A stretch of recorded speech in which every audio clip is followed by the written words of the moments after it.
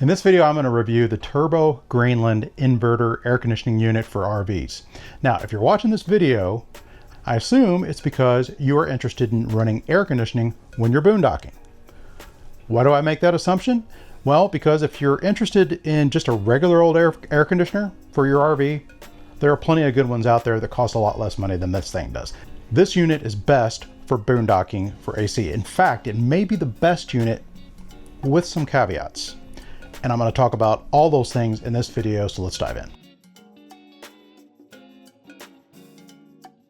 In the interest of full disclosure, Turbro did send us this unit absolutely for free in exchange for a review. However, they do not see this video before you do. They do not approve what we say or don't say. This is an honest, straight up review on what we really think about this unit. The problem with using traditional AC units like the Coleman Mach, like what we have up here, or Dometic, or any of those traditional units you can buy, is that they're really not meant for boondocking. They're not meant, when I say boondocking, I mean running off of battery power. Yeah, you could start them with a generator, but most people that are boondocking, especially extensively like we did, you don't want to be running generators 24/7. You want to be running off of your batteries.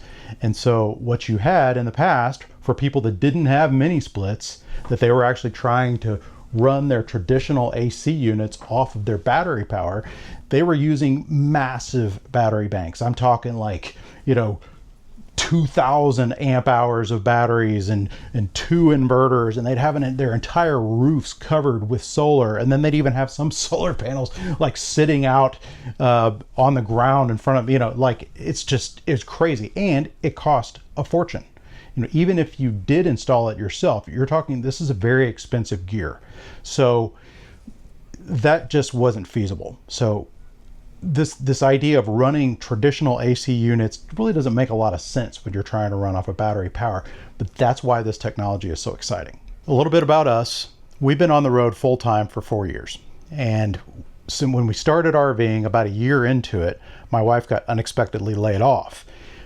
The good thing is that we had a pretty good solar setup, and we decided, okay, in order for us to save money, because we really needed to save money at that point, we decided to go off grid as much as possible. And for about a year, that's what we did. We boondocked like 200 some odd days out of the year. So we know a fair amount about boondocking. Now, I'll let you in on a little secret. If you boondock out west, in certain areas at certain elevations, and not necessarily in Texas or Arizona when it's super hot or anything, you actually really don't need air conditioning. That was our experience. But I know that people are super interested in having AC when they're out there boondocking. So that's what this video is about, because I'm excited that there's been some new AC technology that's come about just in these last few years. And the big one has been inverter ACs. Now, what is inverter technology? Think of it, I like to use analogies. It's like a traditional AC unit is like you basically are slamming on the gas and then coasting and then slamming on the gas again. As you can imagine, that's really inefficient in a car. Well, whereas if you could imagine that an inverter AC is just sort of like you're slowly ramping up using cruise control, ramping down using cruise control, and just it's much more efficient. So the technology that's been used in the past to do that have been mini splits. Now, in case you're not familiar with what a mini split is, you've probably seen them all over the place. You just didn't know what they are. They're these units that have a unit that sits outside, and they're usually used for like sheds or small buildings and that kind of thing. And then they have a unit that goes inside. So they're not really meant for RVs, but they're super efficient. So the guys that are like really into boondocking that actually installed mini splits on their RVs, what they would do, like if you had a fifth wheel like us, you would put the outdoor unit on the hitch, and then you'd actually bring the indoor unit and mount it somewhere inside the RV, and then you'd have to run all this refrigerant and all this electricity and all this kind of stuff. It's tough to do. It has, they can shake loose and all that. It was great because it was super efficient, but let's be honest, most RVers, especially that are people that are not DIY type people, we're not going to do that. And in fact, with our fifth wheel, there's nowhere that I could even see that we would even mount the indoor unit. So a mini split is just kind of like it was an old DIY solution. Now, the interesting thing is that Turbro, the company that makes this particular unit, they build mini splits. They're actually a mini split company. So I think that they've been one of the first that have really seen this opportunity and used their mini split technology and actually put it into a rooftop unit with some downsides. And we're going to talk about those downsides in a minute. Okay, let's go over the straight up stats about the Turbro Greenland. Okay, it only comes in a 13,500 BTU unit, a 13.5 unit. Okay, it also only comes in a non-ducted version. That's a downside for a lot of people. If your entire RV is ducted, don't buy this unit. It's not going to work. There are some other units that'll work out for you, but we'll talk about those a little bit later. Okay, now the weight is 88 pounds, every bit of it. It does have a heat pump. Now we'll talk about what you might use a heat pump for later on, but it does include a heat pump. And the MSRP right now on the website as of today was around $1,500. Okay, now that price, we've seen that fluctuate, but that's about what it is. Now the typical running draw is going to be anywhere from 500 to 750 watts. Okay, so that's really, really low. The startup, it's not going to have a sharp spike with startup like you're going to have with other traditional ACs or even some of the other competitors that are this new technology. It has virtually no spike and when it starts up. Now, it is loud. We have seen that it's anywhere from 58 to 62 decibels, depending on the fan speed. But as we've seen actually in our demo, that the fan speed doesn't really seem to change that much, which is odd. And again, one of the biggest benefits of it is that it does not require a soft start. So soft starts are going to be around $300 if you have to install them on regular AC units, which really drives up the cost of running your AC anyway with batteries. So you're not going to need a soft start with batteries or a generator if your generator is around 2,000 watts or more. Okay, so the little tiny generators, you might need a soft start for that. But for most people, especially if you're like a pretty serious boondocker or you've got a decent sized generator and you've got a fair amount of power, you're going to be able to start this without any soft start needed. Hey, I'm going to break in here real quick, back to the Turbro video here in just a second, but I want to point out a few things. If you go to our website at likethere'snotomorrow.net, we're going to put a link on screen that's going to go directly to the article where I'm going to have a table of all the various competitors to the Turbro. So if you want to be able to just compare the specs and the pricing and all that and just in one screen, it's good for that. But while you're there, I'd encourage you to look at a couple things. One of them is to sign up for our newsletter. It's an email newsletter, but what we do in that is we send out a weekly email to tell you about our new videos, but also we've got plenty of discount codes that we don't advertise anywhere else that you can get on that email list and other cool things. And last but not least, if you are watching this video because you're interested in full-time RVing like us, and but you're like completely overwhelmed by the thought of selling your house or doing whatever and then going out on the road full time, either by yourself or with your spouse or even with your whole family, we have a resource for you.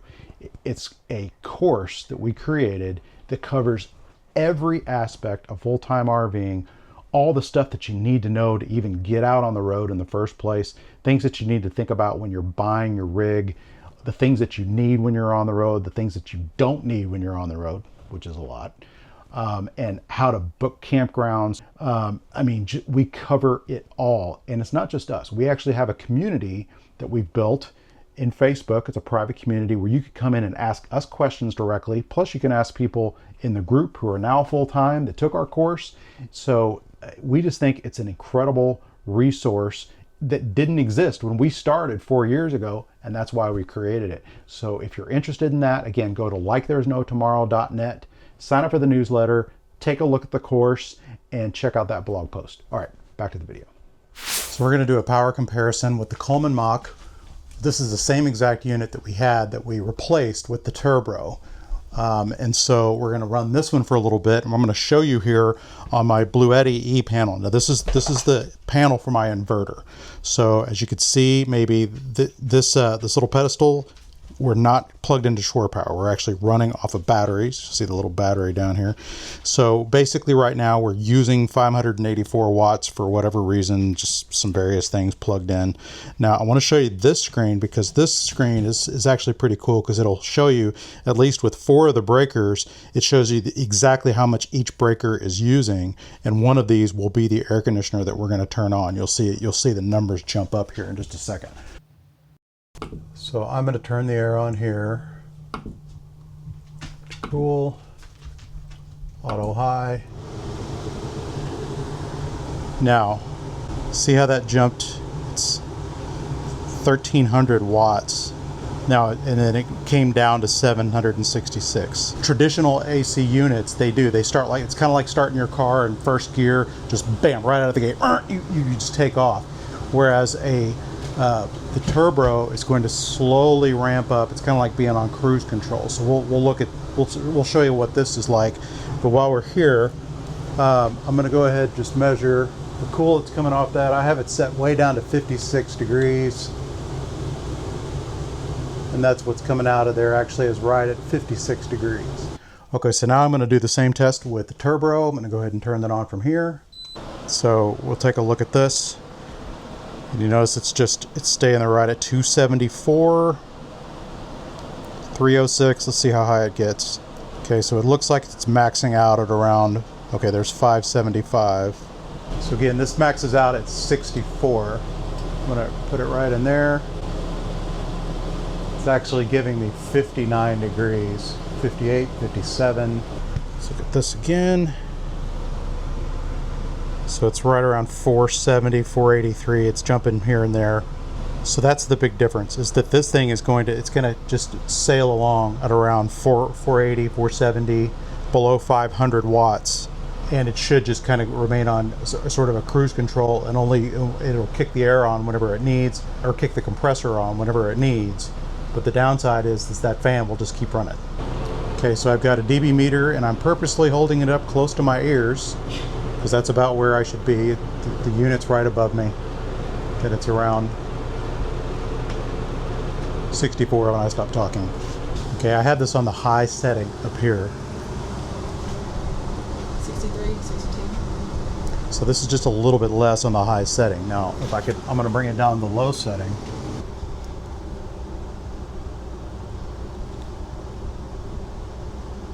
$54. The downside with the Turbro is it doesn't really have a low setting. It has a fan button on it where you supposedly can turn it down, but when you turn it down, it really seems like nothing changes. So that's one major downside with the Turbro. Okay, so let's talk about installing this unit. The install itself is really not all that hard. I mean, the wiring is pretty obvious, and they make it really clear in the instructions on what to do. The only downside is that it's heavy. It's 88 pounds. It's actually 2 pieces. It's got the rooftop unit's 88 pounds, and then the internal unit is very lightweight. But to get that, the external unit on the roof, it took some doing. So I think it's really a 2-man job, just to figure out. We actually brought it up a ladder. We'll have some footage we could show of when we put it up there. And we got kind of clever with some big straps and everything we put on it. So that part was kind of tough, and I think it really is a 2-person job. The wiring of it, I thought it was easy. The only thing we struggled on was we were just trying to get this one screw in that didn't want to go in, but that was more of our fault. Certainly nothing to do with the unit. The funny thing happened with the remote. Now this thing does work with the remote. It actually also works with a phone app, but we just use the remote. So it does not work off of your thermostat. So if you don't like that idea, that may be considered another downside, that you actually have another remote. And if you lose the remote, you don't like using phone apps, you probably can't use your AC unit. So probably not great. I don't think you can, this has a way of operating it manually. And they actually give you this little nifty wall mount that you can put up. But the funny thing happened whenever we first started using this remote is that you notice it does have a noise, which frankly I don't love, that every time you hit something on this remote, it goes beep. Well, it turned out that our TV was on the same frequency as this. So every time we used our TV remote, changing the channels, it would also beep. So we ended up switching TV remotes. We actually wanted a different one anyway, but you know, we reached out to Turbro about it, and they said we've never heard of that ever happening, but it did. It was kind of humorous at the time. It wasn't such a big deal, but I guess that could happen to you. It happened to us. Now, if you're researching these units or something similar, I am quite certain that you've looked at the Furrion Chill Cube. I know I certainly have. In my research, I looked at a bunch of them, and I'm gonna have a spreadsheet on screen. Actually, you can look at it on our website. We'll put the link down below. You can go click on that and go through all the stats. Now, so assuming that you're looking at that unit, I'm gonna read the stats here, but that one only comes in an 18,500 BTU unit. Okay, so it's not quite an apples to oranges comparison. I mean, an 18.5 unit, that is a massive air conditioner. This is a 13.5 unit. Okay, so that Furrion Chill Cube is just going to have a lot more power. Plus, it's going to push a lot more air. Okay, now the good thing about the Furrion Chill Cube is that it comes in both a ducted and a non-ducted unit. Again, this Turbro only comes in a non-ducted unit, or it dumps air into the room. That's all it does. Okay, so if you need the ducted unit, like in our bedroom, we have ducted AC. So if we get the Furrion Chill Cube, we would probably get the ducted version and put it in the bedroom. Again, it's a big unit, so it's going to have a lot more draw. It's going to have a running draw of anywhere from like 1,000 to 1,200 watts, but it's also going to push more air. But if you're looking for strictly an AC unit that you can run off your batteries, that's not going to draw a ton of power, this is the winner by far. Okay, one of the cool features of the Turbro is that it does have a heater or a heat pump. And right now this thing is reading out at around 83. And we've got the thermostat set to 75. It's a gradual process, so like it's really quiet at first. It's like silent at first when you turn it on, and then it takes a minute or two to go. So it's a little, when you don't know what is happening, you're going, is it working? Is it working? It'd be something I would use when I was at a campground and I didn't want to use up my propane. It is not something that I would use boondocking, because anytime you run heat, you're going to burn through a lot of battery power. It makes a lot more sense just to use your propane. Okay, but the cool thing is that if you're at an RV campground and you don't want to use up your propane, you want to use their electricity at the campground, then go ahead and use your heat pump. Maybe if you have like one of these big space heaters, like the fireplace, like what we have down here, run that as well, and then you can conserve your propane. So it's great for that. Okay, we get this question all the time. How much solar do I need? How many lithium batteries do I need? And I know this is going to sound like kind of a cop-out answer, but it depends. Okay, so all I can do is give you what our experience is. For the last 4 years, like I said, we've been full-time RVing, and we've boondocked a lot of that time. And after the first of the year, here in a couple months, we're going to start boondocking again, like months at a time. So to us, really, we love the fact that our home is on wheels. If it gets too warm for us, we move. Okay, but maybe you're just not like that. Okay, maybe you aren't that mobile, or you want to stay in one spot, all that kind of stuff. Again, it's to each his own. But if you're that person that wants to stay in that one spot, and there in that spot or two spots or whatever that you have get really warm during the year, you're going to need a lot more AC power, and you're going to need a lot more batteries and a lot more solar. I mean, that's all there is to it. With us, we don't feel like you need to live that way. So we have around 800 amp hours of batteries. We have 1600 watts of solar on the roof that is powering our AC. We have a 400 watt that's powering just our DC. And that's our setup, okay? And we feel like that is plenty. The only reason that we were interested in this unit was mainly for the fact that it just sips power, okay? It's the most efficient AC that I could find like this. And it's going to use the least amount of power and give us the most amount of air, bottom line. Because we don't really feel like you need that much air conditioning. Sure, we've been in some situations where it got a little warm and we didn't want to move. We were just wanting, maybe you had a couple hot days in a row and you're like, man, I wish it was a little cooler in here. That would be perfect for this situation.